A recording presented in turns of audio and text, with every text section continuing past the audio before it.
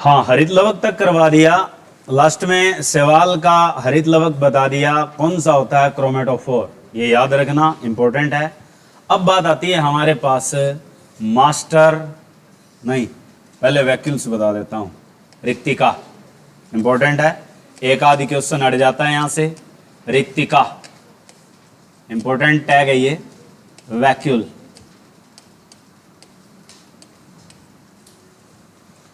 इसमें क्वेश्चन क्या बनता है, पहले नंबर तो ये बनता है कि इसकी जो झिल्ली होती है उसे कहते क्या है। सबसे इंपॉर्टेंट क्वेश्चन कि membrane of vacuoles be called as, ठीक है, ये सबसे रैंडम क्वेश्चन है। तो यानी इसकी जो झिल्ली होती है, क्योंकि ये झिल्ली युक्त कोशिकांग है, ये तो हमें पता ही है। झिल्ली युक्त मेम्ब्रेटेड है, झिल्ली युक्त कोशिकांग है। और क्वेश्चन ये मिलता है हमें कि इसकी जो झिल्ली होती है इसे क्या कहते हैं।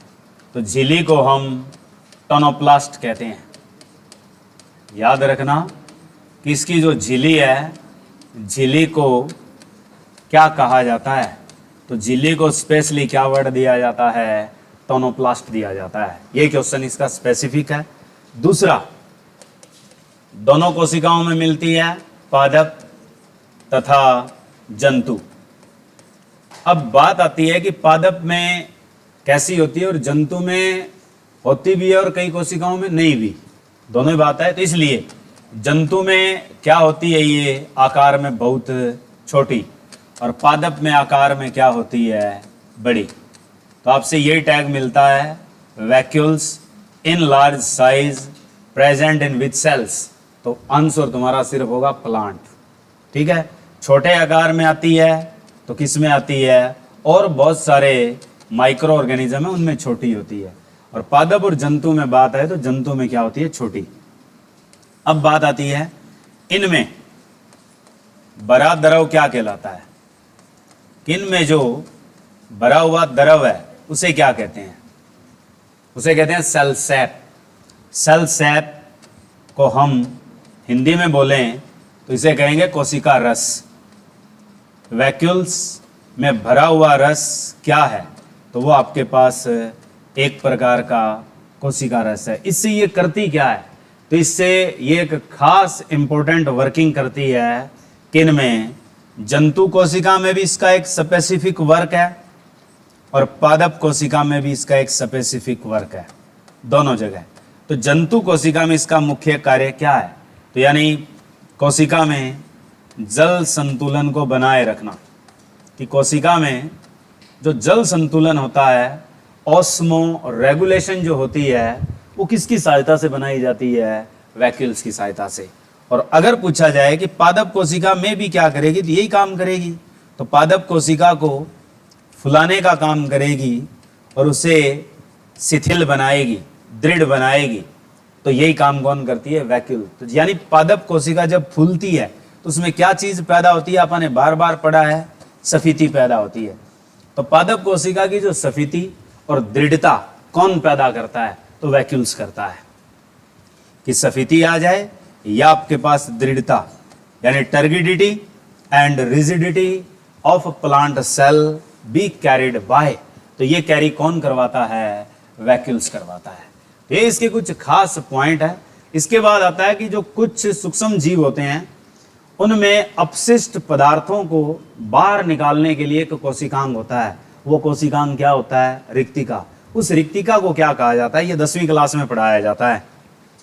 याद रखना कि जैसे अमीबा है, क्योंकि क्वेश्चन अमीबा का है 10th क्लास में, कि अमीबा में अपशिष्ट पदार्थ को बाहर निकालने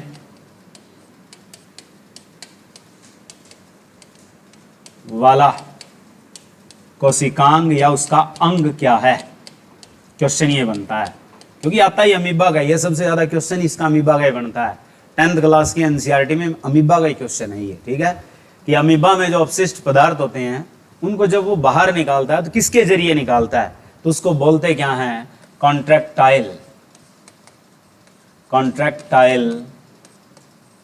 वैक्यूल्स।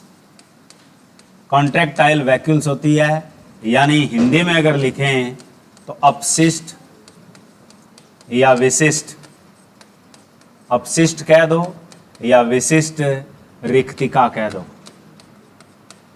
कि ये आपके पास एक स्पेसिफिक वैक्यूल्स होती है जो अमीबा में से अपशिष्ट पदार्थों को क्या करती है, बाहर करती है। तो ये उसका अंग है। जैसे हमारे अंदर से भी अपशिष्ट पदार्थ निकलते हैं, गुद्दा द्वार से निकलते हैं, एनस से निकलते हैं, वैसे अमीबा में जो बचा खुचा मटेरियल है, बाकी तो उसने भोजन के रूप में, ऊर्जा के रूप में पाचित करके ऊर्जा ले ली है। जो अब कचरा बच गया उसे बाहर निकालना है, तो कचरा जो बाहर निकलता है वो किससे निकलता है अमीबा में?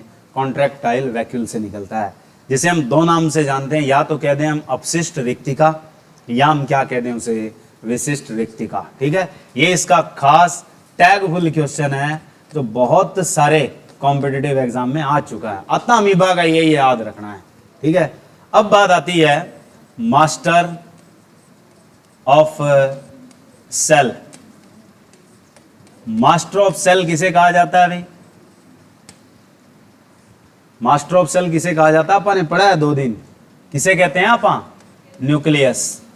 Nucleus of cell be called as master of cell, यानी कोशिका का स्वामी। इसे हम कोशिका का स्वामी कहते हैं। कोशिका का जो स्वामी है वो कौन होता है? आपका केंद्रक। अब इसकी स्पेसिफिकेशन क्या है? केंद्रक, अब कई कोशिकाओं में केंद्रक होता है, उन्हीं को ही पढ़ना है। तो कौन सी कोशिकाओं में केंद्रक यानी न्यूक्लियस प्रेजेंट होता है? कौन सी कोशिकाओं में होता है? क्वेश्चन बता रखा है मैंने कि प्रोकैरियोट में या यूकैरियोट में किस एक में केंद्रक पाया जाता है? बीजी बिजाई फसल पे बारिश करके तुम रोड कर देते हो। प्रोकैरियोट में थोड़ी होता है, यूकैरियोट में होता है। अच्छे से बताया है कि यूकैरियोट वो कोशिकाएं होती है, यूकैरियोट वो सेल होती है जिसमें केंद्रक क्या है? झिल्ली युक्त होता है, मेम्ब्रेटेड न्यूक्लियस पाया जाता है। ठीक है, यानी जहां कहीं भी हम केंद्रक पढ़ेंगे तो वहां पे एक वर्ड जरूर लिखना है हमने। कैसा केंद्रक पढ़ रहे हो आप? झिल्ली युक्त पढ़ रहे हो। और झिल्ली युक्त कौन सी कोशिकाओं में पढ़ा जाता है? ये आप लोगों को अच्छे से आना चाहिए, यूकैरियोट्स। तो यूकैरियोट्स जितने भी होंगे उनमें जो केंद्रक होगा वो कैसा होगा? झिल्ली युक्त होगा। अब कोशिका में इसकी संख्या कितनी हो सकती है?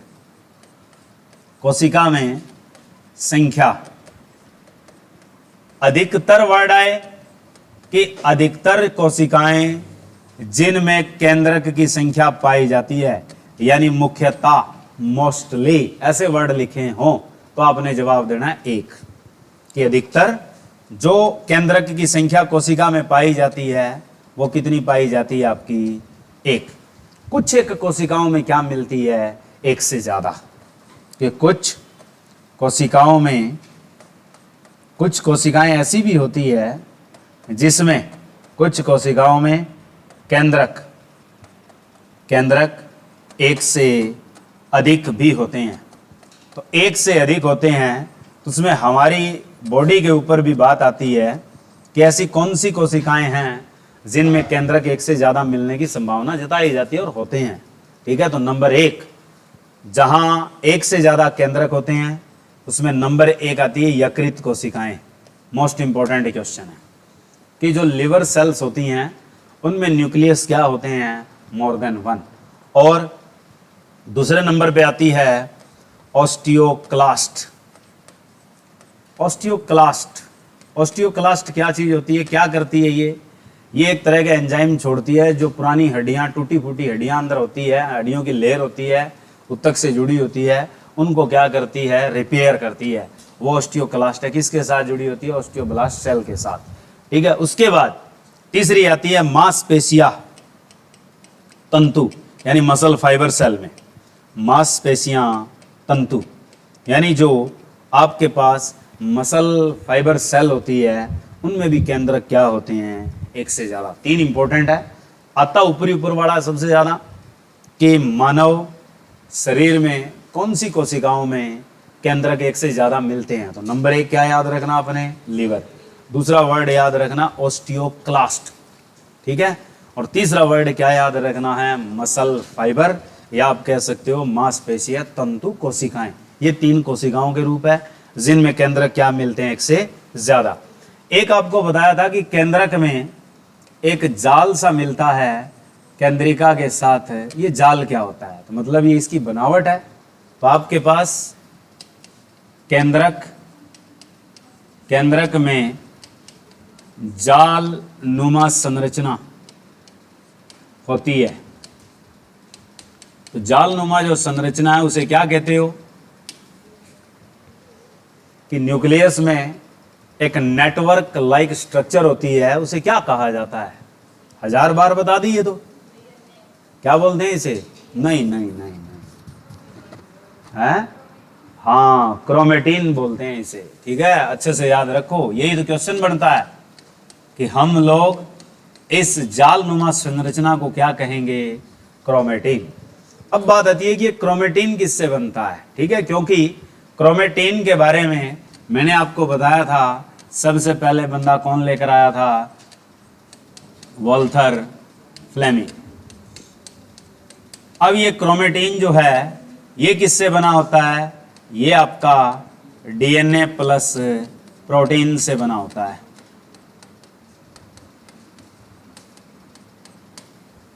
ठीक है, कि जो क्रोमेटिन है इसका खास जो मटेरियल है वो 2 हैं, एक डीएनए और दूसरी क्या चीज होती है, प्रोटीन। अब बात आती है कि जब ये क्रोमेटिन है तो क्रोमेटिन गुणसूत्र, क्रोमेटिन टूट कर याद रखना, गुणसूत्र तो बनते हैं।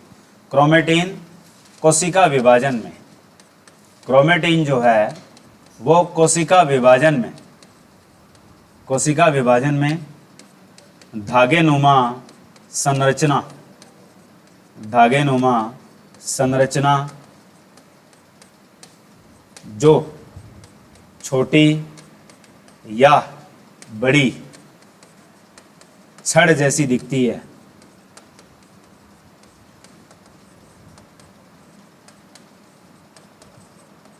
कि कोशिका विभाजन जब होता है तो उसमें धागेनुमा संरचना होती है, thread like structure which be small और large in the form of cylindrical shape, यानी छड़ जैसी होती है, या क्या कह सकते हो आप, बेलनाकार आकृति की होती है।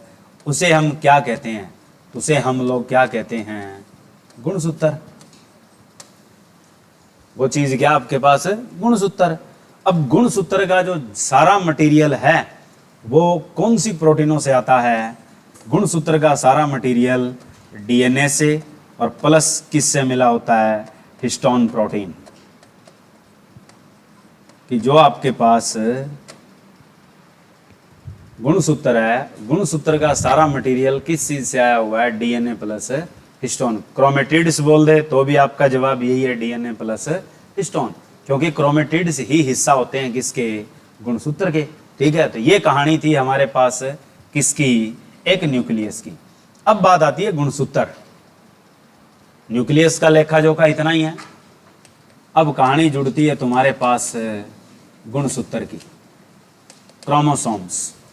क्रोमोसोम्स क्या है, किससे बने हुए हैं, अभी बताया है। क्रोमोसोम्स का निर्माण खास तौर पे किस से होता है, तो एक चीज तो क्रोमोसोम में क्या बैठी है, डीएनए। दूसरी चीज मुख्य तौर पे प्रोटीन है, प्रोटीन कौन सी, अपनी हिस्टोन। तो अब बात आती है कि डीएनए के 3 पार्ट होते हैं। पहला जो पार्ट होता है वो होता है आपके पास पेलिकल। दूसरा जो हिस्सा होता है, बाहर से लेके अंदर की तरफ चल रहे हैं, दूसरा जो हिस्सा होता है वो होती है मैट्रिक्स। और तीसरा और अंदरूनी भाग होता है उसे कहते हैं क्रोमेटिड्स।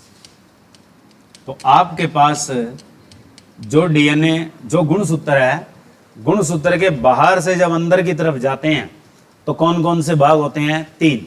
एक आपका पेलिकल, और जो डीएनए होता है उसकी शेप कैसी होती है,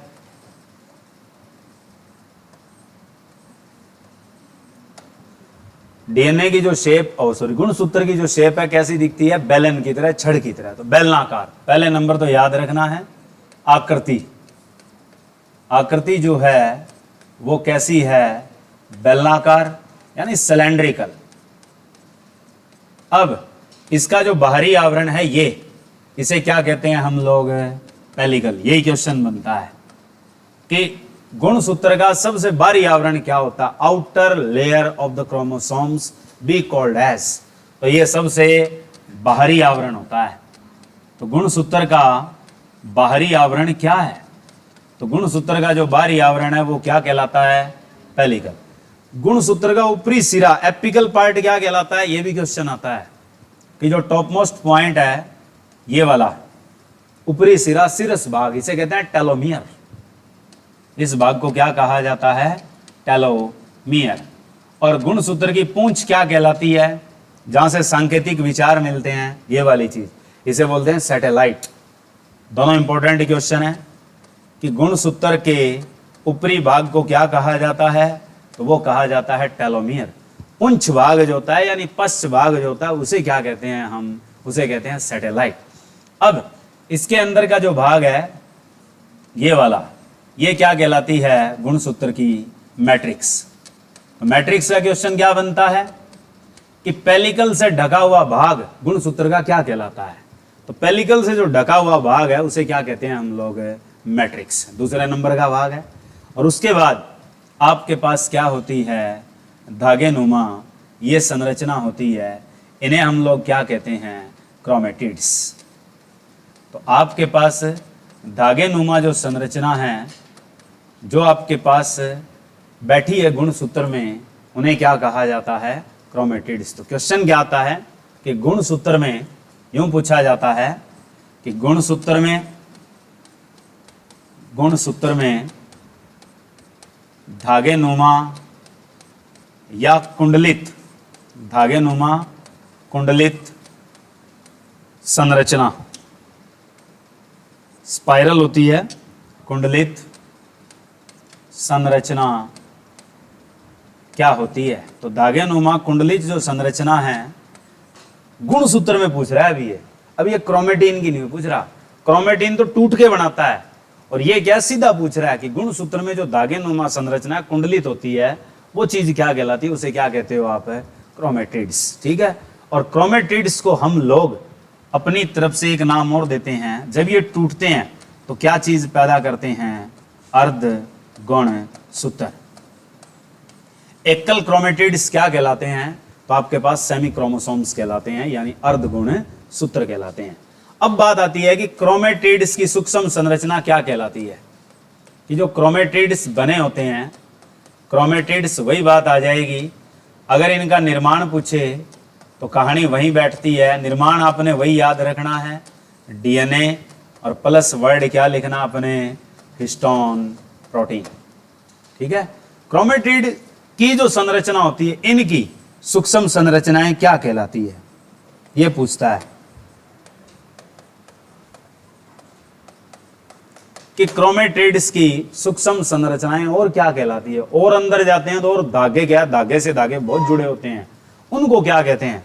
उनको स्पेशली एक नाम दिया जाता है क्रोमेनिमाटा। कि क्रोमेनिमाटा क्या है, किसकी संरचना है? तो क्रोमेटिड्स की है। क्रोमेटिड्स किसकी संरचना है? डीएनए प्लस हिस्टोन की है। सबसे अंदरूनी भाग है किसका? क्रोमोसोम्स का। और आउटर पार्ट क्या होता है? पेलिकल। उसके बाद वाला हिस्सा क्या होता है? मैट्रिक्स। ऊपरी भाग क्या कहलाता है? टेलोमियर। पुंछ भाग यानी लास्ट भाग, पश्च भाग क्या कहलाता है? सैटेलाइट। यानी दो क्वेश्चन तो बड़े खास हैं, एक टेलोमियर और एक किसका? सैटेलाइट का, कि सबसे ऊपरी भाग और पुंछ भाग, दो तो पक्के याद रखो। फिर पूछा जाए कि डीएनए और दूसरी चीज प्रोटीन कौन सी होती है, तो वो पक्का इंपॉर्टेंट है, हिस्टोन पक्का याद कर दो। ठीक है। फिर पूछा जाता है कि धागे नुमा संरचना गुणसूत्र में क्या कहलाती है? तो गुणसूत्र है, गुणसूत्र में भी धागे जैसी संरचना है जो एक कुंडली बना के बैठी हुई है, वो क्या कहलाती है आपके पास? क्रोमेटिड्स। और क्रोमेटिड्स जिन संरचनाओं से बनी होती है उन्हें क्या कहते हैं? क्रोमेनिमाटा। ठीक है, ये पक्का कर दो, मोस्ट इंपॉर्टेंट टैग है। अब बात आती है कि आपके पास गुणसूत्र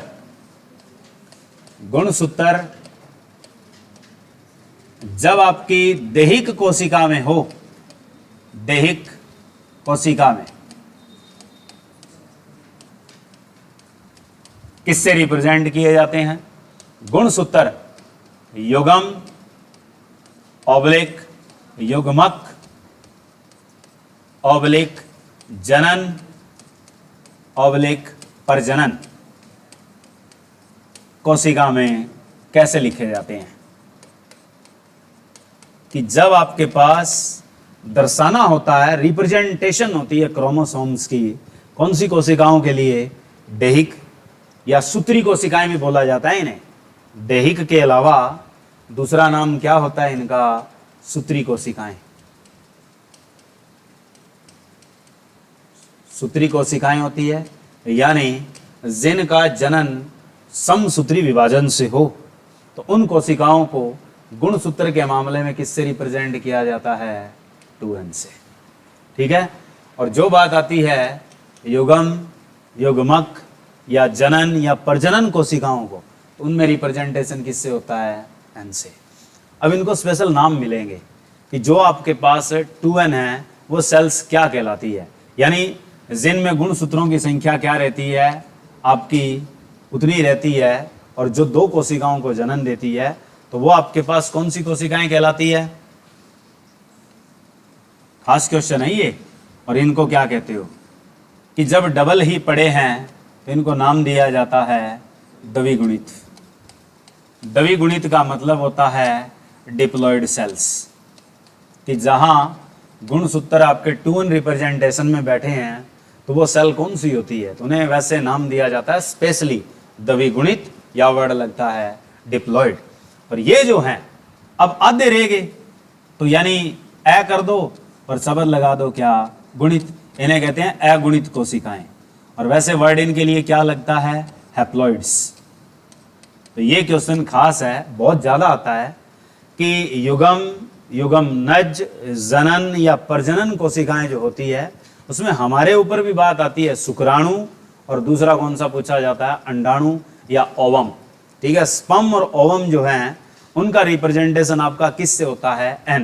कैसी कोशिकाएं होती है वो? हैप्लॉइड, यानी हम क्या कहेंगे उन्हें? अगुणित कोशिकाएं। क्योंकि पढ़ते आए हैं ना कि आधे गुणसूत्र किससे मिले? माता से। आधे किससे मिले? पिता से। ठीक है। तो यानी क्या है? कैसी कोशिकाएं होती है वो? जनन वाली कोशिकाएं होती है। वो कौन सी होती है? अगुणित होती है। रिप्रेजेंटेशन क्या है उनका? n। और दूसरी कोशिकाएं जो देहिक है, जैसे त्वचा है, त्वचा में क्या घाव होता है, दोबारा भर जाता है, तो हमारी त्वचाएं में कैसी कोशिकाएं बैठती है? द्विगुणित बैठती है, यानी डिप्लॉयड सेल बैठती है। अब बात आती है कि जिन कोशिकाओं में गुणसूत्र एक समान होते हैं, जिन कोशिकाओं में गुणसूत्र एक समान हो,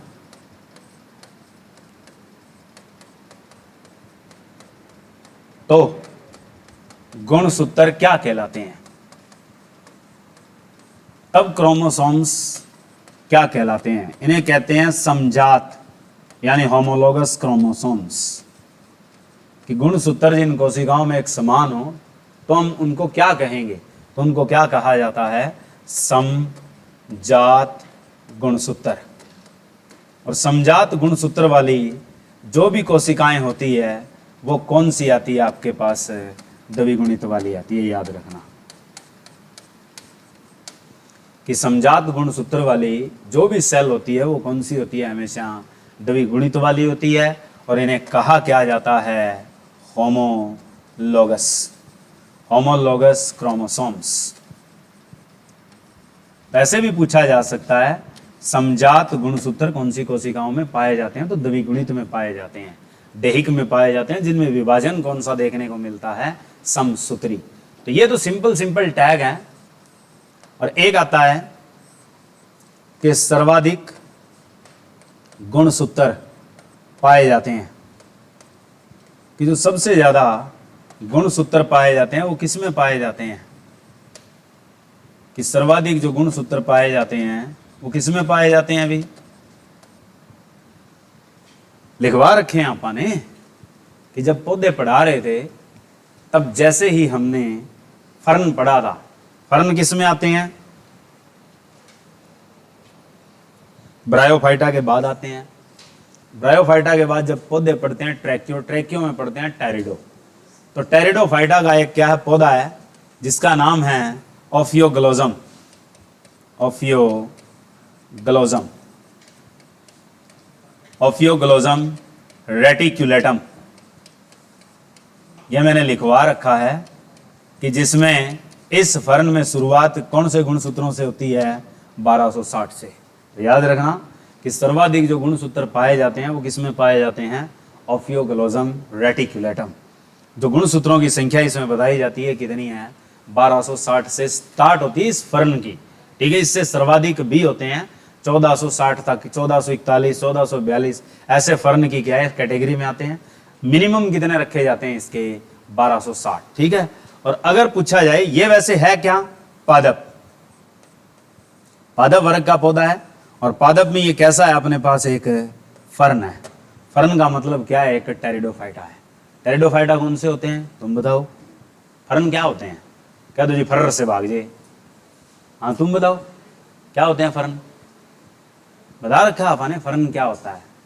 फर्न का क्वेश्चन आता है एसएससी में, जो ग्रेजुएट है वो सीजीएल की तैयारी बढ़िया से कर लो, क्योंकि 17,500 पोस्ट आ चुकी है।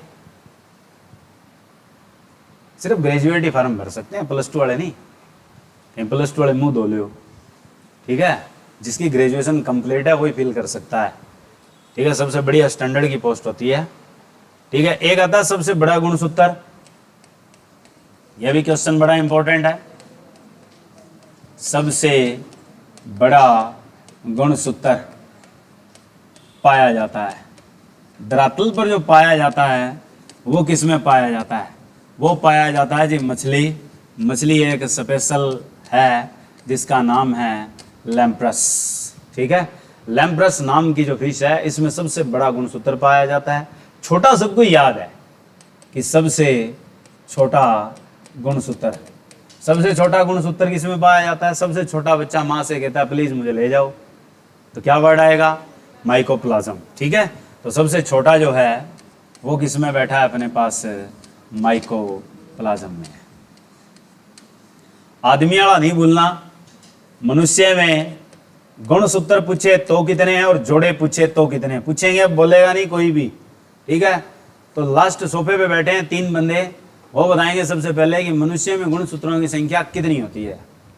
पहले पिंक शर्ट वाला बताएगा, हाँ पहलवान तू बता, मनुष्य में गुणसूत्रों की संख्या कितनी होती है। 9वीं क्लास से पढ़ते आए हैं हम, क्योंकि हम आदमी हैं और आदमी को पता होना चाहिए गुणसूत्र कितने हैं तेरे में।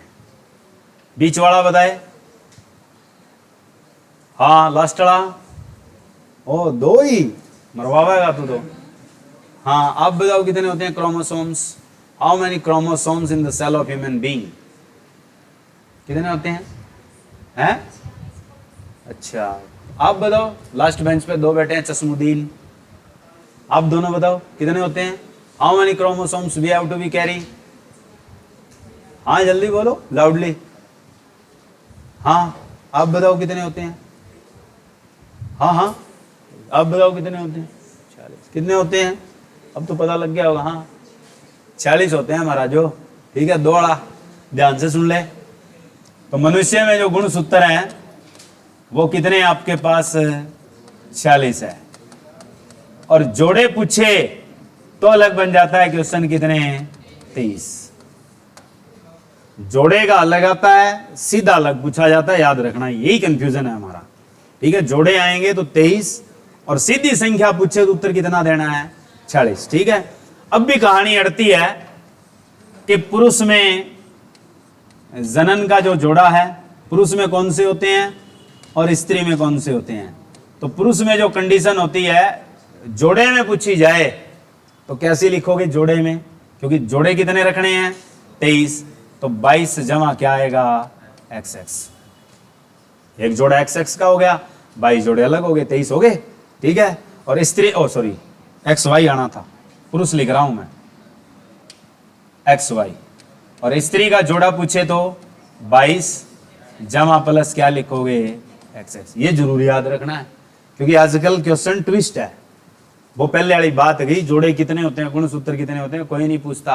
अब आते हैं कि स्त्री के लिए कौन सा जोड़ा युग्मित है या क्या सुमेलित करते हैं स्त्री और पुरुष का, तो कौन सा उनके लिए सुगम है, ठीक है। तो ऐसे क्वेश्चन पूछे जाएंगे या रोग पे आ जाएगा, क्योंकि इनके कारण डिसऑर्डर भी होते हैं, जो हम क्या कहते हैं हेरिडिटरी डिसऑर्डर्स, और एक होते हैं विकार, विकार होते हैं रोग, जिन्हें हम क्या कहते हैं अनुवांशिक बीमारियां, वो भी आएंगी। तो वो किसके कारण होती है? सारी की सारी गुणसूत्र से जुड़ी हुई चीज, क्योंकि माता और पिता के गुण कई बार बच्चे में कम आते हैं और पिछली पीढ़ी के ज्यादा आ जाते हैं। कई बार कहते नहीं है कि पिता का रंग भी गोरा है, माँ का रंग भी गोरा है, और क्या है, औलाद काली पैदा हो जाए। ठीक है, बोले वो ये कहां से आए इसके गुण? अब फिर अंदाजे लगाए जाते हैं, बोले काला कौन था याद करो, तो बोले कहते हैं दादा काला था, हो सकता है, या फिर दादी काली हो। अगर वो दोनों नहीं है तो फिर कहां चले जाते हैं? नाना और नानी पे, या परदादा, बोले ये परदादे के गुण से आया है। ठीक है, ऐसे होता है। तो ये बदलाव आते हैं। या घर में क्या सारे लंबे हाइट के हों, एक आधे नाटे कद के हों, ठीक है, तब भी यही कंफ्यूजन है कि मदरे कद का कौन था, तो फिर यही याद किया जाता है कि या तो क्या है दादा था, या क्या है परदादा था, या नाना था, तो वो क्या करे कम हाइट के थे, या एक आधा लंबी हाइट का आ जाए बाकी सारे मदरे हों, तो यही गेम होता है। ठीक है, तो यानी ये सारी की सारी प्रॉपर्टी किसके चलते आई है? अपनी डीएनए के चलते। ठीक है, अब इंपॉर्टेंट टैग आता है कि थोड़ा सा पीछे ले चलता हूं गुणसूत्र का, इसमें बता देता हूं, आगे लिख लेना कि अपने पास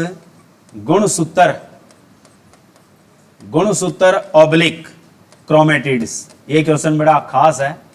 वैसे मैंने करवा दिया तुम्हें कि गुणसूत्र और क्रोमेटिड्स जिस स्थान पे जुड़े होते हैं उसे क्या कहते हैं? कि जिस स्थान पर आपस में जुड़े होते हैं, ये वैसे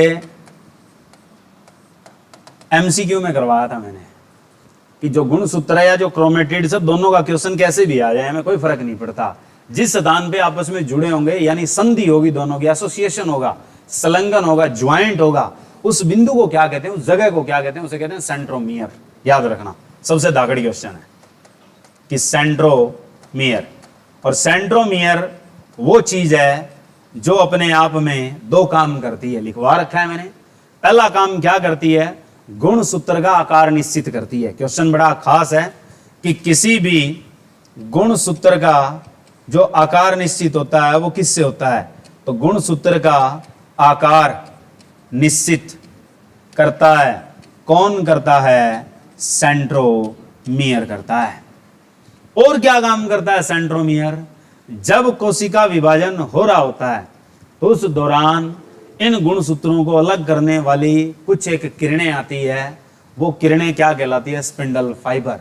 तो वो स्पिंडल फाइबर से जुड़ने का काम कौन सी जगह करती है? सेंट्रोमियर। ये करवाया था मैंने कि जो स्पिंडल फाइबर होते हैं, स्पिंडल फाइबर को क्या कहा जाता है हिंदी में? तर्कु तंतु।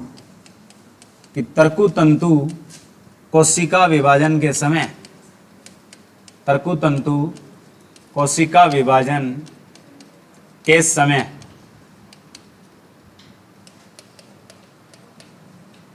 जुड़ते हैं। कहाँ जुड़ते हैं? तो उत्तर वही है क्या? सेंट्रोमियर। ठीक है, तो दो क्वेश्चन बड़े खास बनते हैं सेंट्रोमियर के। एक बनता है गुणसूत्र के साथ या क्रोमेटिड्स के साथ कि वो दोनों आपस में कौन से पॉइंट पे एसोसिएट होते हैं, कौन सी जगह पे जुड़ते हैं, वो खुद अपने आप में या जुड़े रहते हैं, वो है सेंट्रोमियर। सेंट्रोमियर क्या डिजाइन करती है? Shape and size of chromosomes. जैसे क्रोमोसोम की शक्ल कैसी होती है? एक्स, और क्या दिखती है? वाई। ठीक है, डबल वी की शेप में क्या बनता है आपका? एक्स। ठीक है, तो ये जो शेप बनाता है, जो बीच की जगह जहां जुड़े हुए हैं, ये क्या होती है? सेंट्रोमियर। अब ये जो शेप बनाई है, ये किसने सहायता करी है इसकी? सेंट्रोमियर ने करी है। दूसरा, जो स्पिंडल फाइबर कोशिका विभाजन के टाइम जुड़ते हैं गुणसूत्रों या क्रोमेटिड्स में, तो वो कौन सी जगह जुड़ते हैं? सेंट्रोमियर पे जुड़ते हैं। ठीक है, ये था लॉजिक हमारे पास है क्रोमोसोम्स का। अब बात आती है हमारे पास क्रोमोसोम से होने वाले विकार। एक क्वेश्चन और बनता है जब कोशिका विभाजन आता है, तो डीएनए का क्वेश्चन आता है। डीएनए का क्वेश्चन ये आता है कि डीएनए की वृद्धि हो जाती है, दुगना हो जाता है कोशिका विभाजन से पूर्व, कोशिका विभाजन के समय, कोशिका विभाजन के अंतिम समय, या इनमें से कोई नहीं, ऐसे पूछता है। तो कोशिका में डीएनए कि रेप्लिकेशन कब होती है, इसका मतलब यही है, दुगुना होना, रेप्लिकेशन होना, प्रतिकृति बनना, तो वो कोशिका विभाजन से पहले होती है। कौन सी जगह होती है? एक कोशिका विभाजन में विश्राम की अवस्था होती है जिसमें विभाजन नहीं होता। कौन सी फेज होती है वो? अंतरावस्था बताई थी मैंने। उसके तीन कितने हिस्से होते हैं? तीन। एक होता है जीवन, फिर बीच में क्या लिखा जाता है? एस, फिर लिखा जाता है G2। जो एस होती है इसे कहते हैं सिंथेसाइज फेज, इसे कहते हैं संश्लेषण प्रावस्था। तो संश्लेषण प्रावस्था में डीएनए हमेशा कितने होते हैं? डबल होते हैं, रेप्लिकेशन वहां होती है। ये बताएंगे कोशिका विभाजन में। अब विकार कैसे कैसे होते हैं? तो दो तरह के होते हैं। एक विकार होता है डिसऑर्डर का और एक होता है डिजीज का। तो दो हैं, डिजीज और डिसऑर्डर, दोनों में फर्क है। डिसऑर्डर आने में तो क्या विकलांगता आती है। विकलांगता किसी भी प्रकार की हो सकती है, बुद्धि की हो सकती है, हाइट की भी हो सकती है, विचार की भी हो सकती है, ठीक है, और क्या है, लिंगता, सेक्सुअलिटी की भी हो सकती है, ठीक है। तो ये होते हैं डिसऑर्डर। और डिजीज का मतलब होता है एक तरह से रोग लगना, जैसे क्या, वर्णांधता, कलर ब्लाइंडनेस। कलर ब्लाइंडनेस क्या होता है?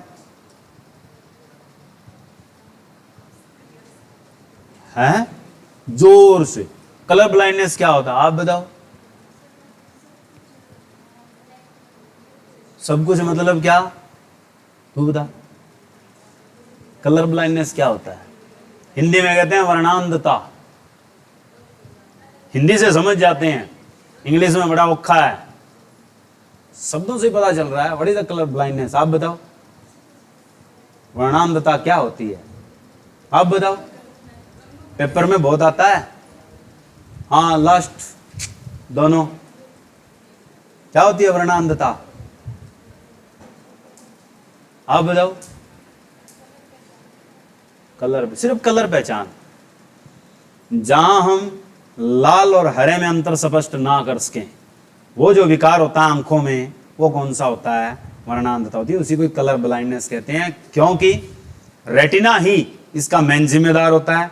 रेटिना में जो रंग पहचानने की हमें प्रवृत्ति मिलती है, वो किससे मिलती है? कॉन्स, कोणों से मिलती है। कोण क्या होते हैं? वर्ण के कोण होते हैं।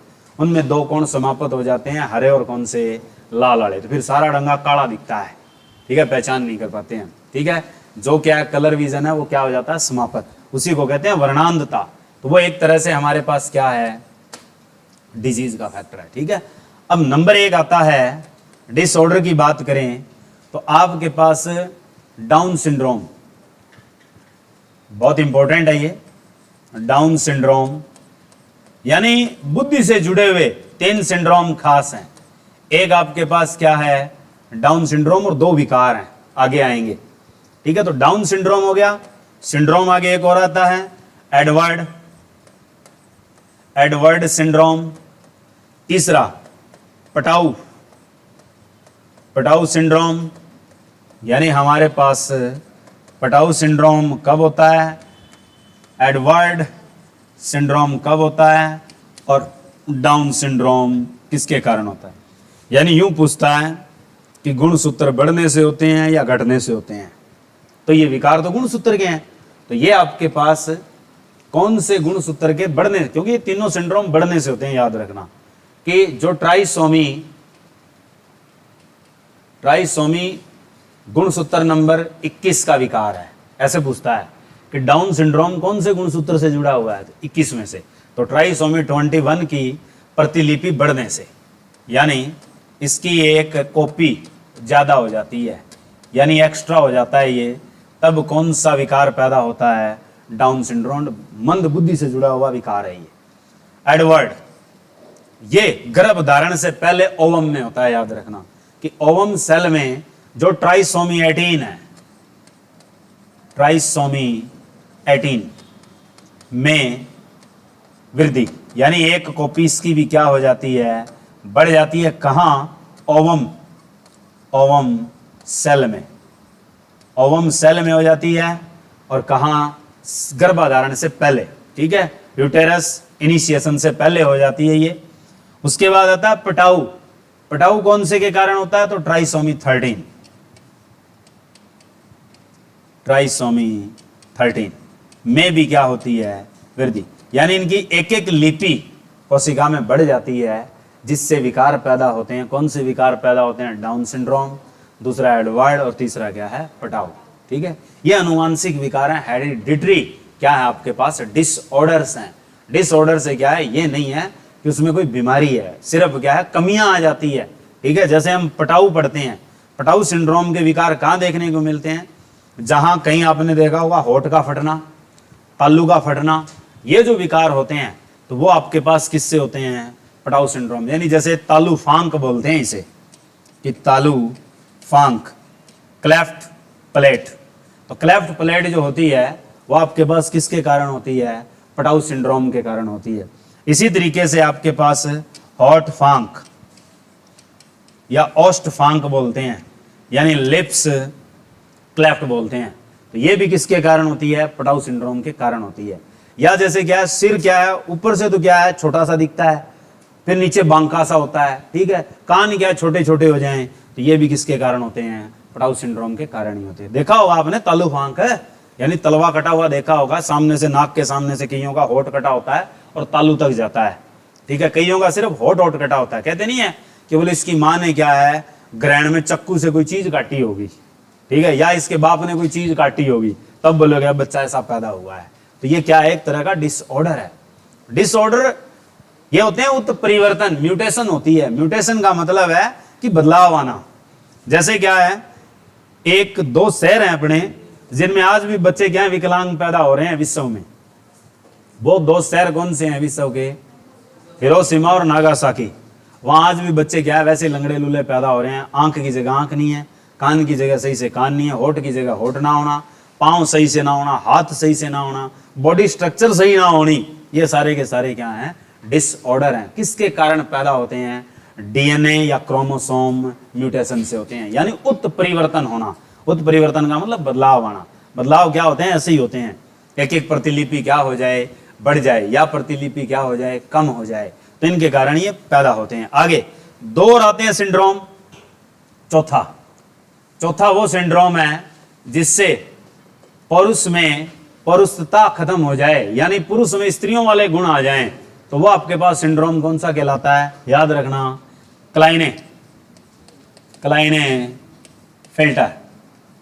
क्लाइनेफेल्टर सिंड्रोम जो है ये आपके पास कौन सा है?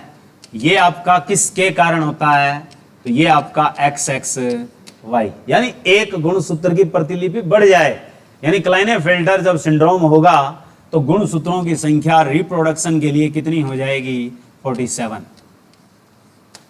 जब गुणसूत्र 47 हो जाएं तो कौन सा विकार पैदा होता है? तो आपने याद रखना है, क्लाइनेफेल्टर होता है। इसके कारण होता क्या है? इसके कारण पुरुष में स्त्रियों वाले गुण दिखाई पड़ना या आना, कि पुरुष में स्त्रियों वाले गुण पैदा होते हैं, नंबर 1। नंबर 2, टेस्टोस्टेरोन का बनना कम व ना के बराबर। ये जो सिचुएशन पैदा होती है ये कौन से सिंड्रोम के कारण पैदा होती है? क्लाइनेफेल्टर के सिंड्रोम के कारण ही पैदा होती है। कारण क्या है इसका? XY के साथ एक X बैठा है। वो X कैसी प्रकृति रखता है? फीमेल है, तो गुण कौन से नजर आएंगे? स्त्रियों वाले। ठीक है, यानी पुरुष बांझता कहते हैं इसे। एक और लिख लेना कि पुरुष बांझता का मतलब होता है मेल स्टीरियलिटी। मेल स्टीरियलिटी का मतलब होता है कि उसमें पुरुष का गुण खत्म होकर कौन से गुण ज्यादा विकार में आए हैं? स्त्रियों वाले, यानी टेस्टोस्टेरोन की मात्रा कम हो चुकी है। 5वां ये होता है टर्नर सिंड्रोम। तो टर्नर जो होता है ये स्त्रियों में होता है, टर्नर सिंड्रोम किसके कारण होता है? ये गुणसूत्र की कमी से होता है। होता इसी से ही है, यानी इसमें क्या होते हैं? गुणसूत्र की कमी। उसमें क्या थी? अधिकता। तो उसमें थे एक बढ़ गया, तो इसमें एक घटा दो। उसमें कितने हो गए थे? 47, 46 से, और एक घटाएंगे तो कितने हो जाएंगे? 45। तो गुणसूत्र कितने हैं? 45। कैसे हुआ ये कब होता है कि एक असामान्य ओवम ये कब पैदा होता है? जब एक लड़की पैदा हो रही हो तो असामान्य ओवम होता है फीमेल से, और सामान्य सपम किससे मिलता है? मेल से। तो असामान्य अंडाणु जब होता है तो उसमें जोड़ा कैसे दिखाते हैं? 22 + 0 का हो या हाफ हो। दूसरी चीज क्या होती है? सामान्य शुक्राणु, और सामान्य जो शुक्राणु होगा वो आपका पूरा होगा 22 और जमा क्या होगा? x। इन दोनों के मिलने से जो बच्चा पैदा होगा उसमें कौन सी सिंड्रोम मिलेगी? उसमें टर्नर सिंड्रोम मिलेगी। इसका मतलब ये है कि माता से x गुण रिलीज हो चुका है, सिर्फ कहां से मिल रहा है? पिता से। तो डबल होता तब क्या है? पूरा काम होता। तो इससे कौन सा विकार पैदा होता है? इसे क्या बोलते हैं? स्त्री बांझता बोलते हैं। स्त्री बांझता।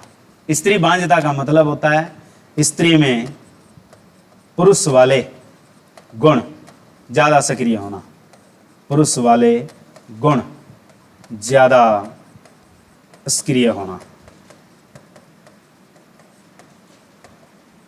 तो ये स्थिति पैदा होती है कौन से सिंड्रोम में? आपके पास इसी में स्टेरिलिटी ऑफ फीमेल। जब ये वर्ड आता है तो ये कौन सा सिंड्रोम होता है? Turner syndrome. तो दोनों सिंड्रोम बड़े इंपॉर्टेंट है। क्वेश्चन बड़ा खास आता है कि क्लाइनेफेल्टर और दूसरा आता है आपके पास कौन सा? टर्नर। दोनों में पूछा जाए गुणसूत्र की वृद्धि और गुणसूत्र की कमी, ठीक है। और इसमें पूछा जाता है कि किस प्रकार से क्या है जो आपके युग्म होते हैं वो मिलते हैं, यानी ओवम और दूसरा कौन सा? स्पर्म। तो ओवम की स्थिति क्या होती है और स्पर्म की स्थिति क्या होती है? 22 + 0 या 22 + O और 22 प्लस क्या याद रखना है? x। और इसके कारण क्या होती है? स्टेरिलिटी पैदा होती है। स्टेरिलिटी क्या है आपके पास? बांझता। ये तो वे सिंड्रोम। फिर आते हैं अनुवांशिक बीमारी, हेरिडिटरी डिजीज। अनुवांशिक बीमारी जो होती है उसमें खास तौर पर 2 बीमारियां सबसे ज्यादा पढ़ी जाती है एग्जाम के लिए, अगर आपको याद हो तो। एक आप लोग पढ़ते हो हीमोफीलिया, याद हो तो, ठीक है। और दूसरा आप क्या पढ़ते हो? वर्णांधता। ये 2 बड़े खास हैं। तो नंबर एक आता है वर्णांधता, नंबर 2 आता है आपके पास हीमोफीलिया। हेमोफीलिया तो बहुत पढ़ा जाता है, हेमोफीलिया। तीसरा बहुत दाकड़ है, दात्र कोशिका अरक्तता। दात्र कोशिका अरक्तता, इसे बोलते हैं SCD, sickle cell disease, sickle cell anaemia, ठीक है। ये बहुत खास है। और उसके बाद इसे क्या कहा जाता है? एक वर्ड दिया जाता है ड्रेपेनोसाइटोसिस। तो ड्रेपेनोसाइटोसिस इसी को ही कहते हैं, दात्र कोशिका अरक्तता को, जिसके कारण सप्लीन डैमेज हो जाती है और जो खास तौर पर किसका रूप ले लेती है? एनीमिया यानी कैंसर, ठीक है। उसके बाद ये भी क्या है? 3 प्रकार के आता है हीमोफीलिया भी। हीमोफीलिया भी आप लोग पढ़ते हो, जैसे महारानी विक्टोरिया वाला क्वेश्चन आता है, साई बीमारी वाला, वो किससे जुड़ा हुआ है? हीमोफीलिया। थैलेसीमिया, थैलेसीमिया का अल्टरनेट एंड स्टेज जो होती है वो एनीमिया ही होती है। थैलेसीमिया जो है इसकी जो अल्टर एंड स्टेज बोली जाती है वो कौन सी होती है? एनीमिया, यानी आपके पास एक तरह की कैंसर है। उसके अलावा phenol ketonuria, phenol ketonuria, phenol ketonuria, ये आपका कौन सा अनुवांशिक विकार है? ये तंत्रिका तंत्र का अनुवांशिक विकार है। और 5वां के बाद 6ठा याद रखना, हंटिंगटन। हंटिंगटन का रोग भी आता है जिसे कोरिया कहते हैं, कोरिया रोग। कोरिया रोग क्या है? तो ये भी आपके पास अनुवांशिक विकार है। ये भी किसको खराब करता है? तंत्रिका तंत्र को। तो ये लास्ट वाले दोनों रोग किससे संबंधित है? दोनों के दोनों तंत्रिका तंत्र से। ये भी क्रोमोसोमल प्रॉपर्टी के ऊपर है, 12 और 4 पे चलता है। और जो आपके पास हेमोफीलिया है ये जीन फैक्टर के ऊपर चलता है 8, 9 और 11 पे। और इसी प्रकार से क्या है? फिनोल कीटोन्यूरिया है, ये भी क्या है? उसी का ही रूप है। 12, एक लास्ट वाला हो गया 4, एक हो गया 11। दात्र कोशिका रक्तता क्रोमोसोम 11 के ऊपर डिसऑर्डर से पैदा होता है। हीमोफीलिया मैंने बता दिया, जो आपके पास क्लोटिंग फैक्टर होते हैं 8, 9 और कौन सा 11, उनके कारण पैदा होता है। वर्णांधता के कारण क्या है? X chromosomes. एक्स क्रोमोसोम्स का मतलब है माता से किसकी ओर जाना, बेटे की ओर। बेटियों में बहुत कम होता है, तो याद रखना ये दोनों रोग खास तौर पर किन में ज्यादा देखने को मिलते हैं, बेटे में। बेटे का मतलब पुरुष, तो सर्वाधिक किसमें मिलेंगे, पुरुष में, और बहुत ही कम देखने को मिलते हैं किसमें, स्त्री में। ठीक है, तो स्त्री से क्या है, माता से किसमें जाते हैं, पुरुष। ये लो आज के लिए इतना।